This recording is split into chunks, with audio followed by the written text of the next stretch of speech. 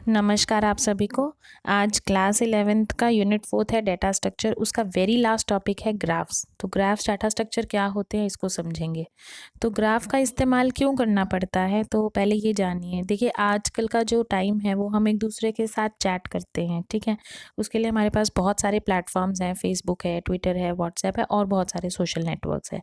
तो जब हम एक दूसरे के साथ सभी लोगों के साथ जुड़ते हैं तो एक ग्राफ के माध्यम से हम जुड़ते हैं, ठीक है। ग्राफ एक टूल की तरह इस्तेमाल होता है सभी लोगों को आपस में एक दूसरे के साथ जोड़ने के लिए, ठीक। तो ग्राफ एक नॉन लीनियर डाटा स्ट्रक्चर है जिसमें नोड्स और एजेस होते हैं, ठीक है। ये हमने ट्रीज में भी पढ़ा था। तो नोड्स जो हैं वो वर्टिसेस होते हैं और जो लाइंस जो एक दूसरे के साथ कनेक्ट होता है उसे हम एजेस कहते हैं, ठीक है। ग्राफ जो है जी से डिनोट किया जाता है, ब्रैकेट में वी और ई लिखा जाता है। वी वर्टिसेस हैं, जो हमारी वैल्यूज हैं, डाटा वैल्यू है वो वी है, और ई एजेस हैं जो एक दूसरे के साथ डाटा वैल्यू लिंक हैं, ठीक है। एग्जाम्पल देख लीजिए, ये जैसे कनेक्टिविटी एक कर रखी है, ये ग्राफ है, ठीक है। अब इसमें वर्टिसेस क्या हुई, मतलब डाटा एलिमेंट्स क्या हुए। ए एक डाटा एलिमेंट है, बी है, सी है, डी है और ई है। ऐसे ही इसके एजेस क्या हुए, जो ये बीच की ब्लू लाइंस हैं ये आपके एजेस हैं। ए बी से कनेक्ट हो रहा है तो एज क्या बन गई, ए और बी।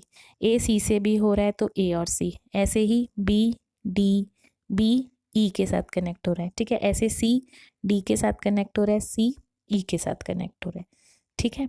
तो इसे एजेस बोलते हैं। नेक्स्ट है आपका representation of graph in a memory.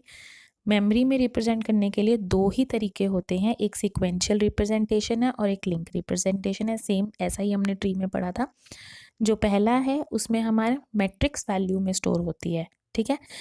मतलब मैट्रिक्स वैल्यू 1 वहाँ होगी जहाँ एक एज बनेगा, और मैट्रिक्स वैल्यू 0 वहाँ होगी जहाँ पे एक भी एज क्रिएट नहीं होगा, ठीक है। अब जैसे डायग्राम हमारा ये था, इससे पहले वाला भी।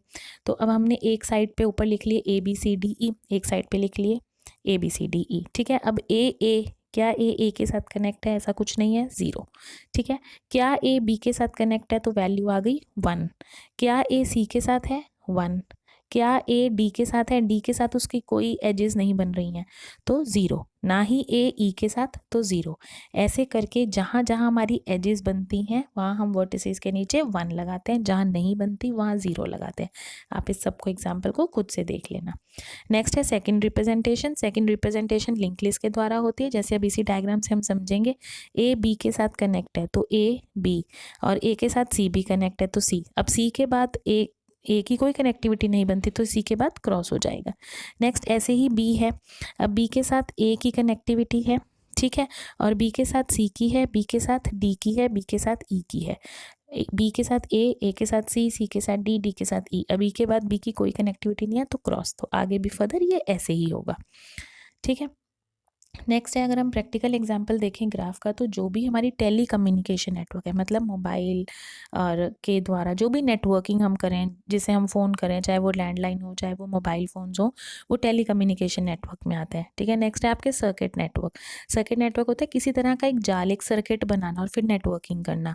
नेक्स्ट सोशल नेटवर्क है, ठीक है, जो प्रत्येक जो भी जितने भी व्यक्ति हैं, हम पर्सनस हैं, वो वर्टिसेस बनेंगे, और जो हमारे नाम और जो भी हमारी इंफॉर्मेशन है वो एजेस कहलाई जाएंगी। ऐसे इसका सबसे बड़ा उदाहरण है गूगल मैप। हम लोकेशन को एक वर्टिसेस मानते हैं, ठीक है। अब उस लोकेशन पे जाने के लिए हमें सारे शॉर्टेस्ट पाथ दिखाता है गूगल मैप, तो गूगल मैप सबसे बड़ा उदाहरण है। नेक्स्ट है टाइप ऑफ ग्राफ। जो ग्राफ है वो महज 3 तरह के होते हैं, एक अनडायरेक्टेड ग्राफ, एक डायरेक्टेड ग्राफ और एक साइक्लिक। अनडायरेक्टेड ग्राफ वो होते हैं जिसमें एजेस की कोई विशेष दिशा नहीं होती, मतलब बस ग्राफ बनाया होता है, इससे कोई फर्क नहीं पड़ता कि ए बी के साथ कनेक्ट है या बी ए के साथ कनेक्ट है, कोई एरो नहीं होता। ऐसे ही डायरेक्टेड में एरो बने होते हैं और डायरेक्शंस दी होती है कि ए बी के साथ कनेक्ट है, ठीक है। साइक्लिक में पूरा का पूरा ग्राफ एक दूसरे के साथ कनेक्ट होता है एक सर्कल के अंदर, ठीक है। उदाहरण से डायग्राम के थ्रू समझ लीजिए आप।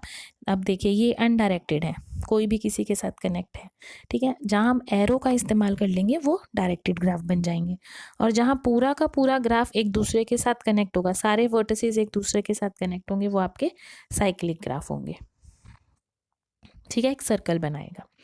उम्मीद है आपको समझ आया होगा। ये वेरी लास्ट टॉपिक था यूनिट 4 डाटा स्ट्रक्चर का। धन्यवाद।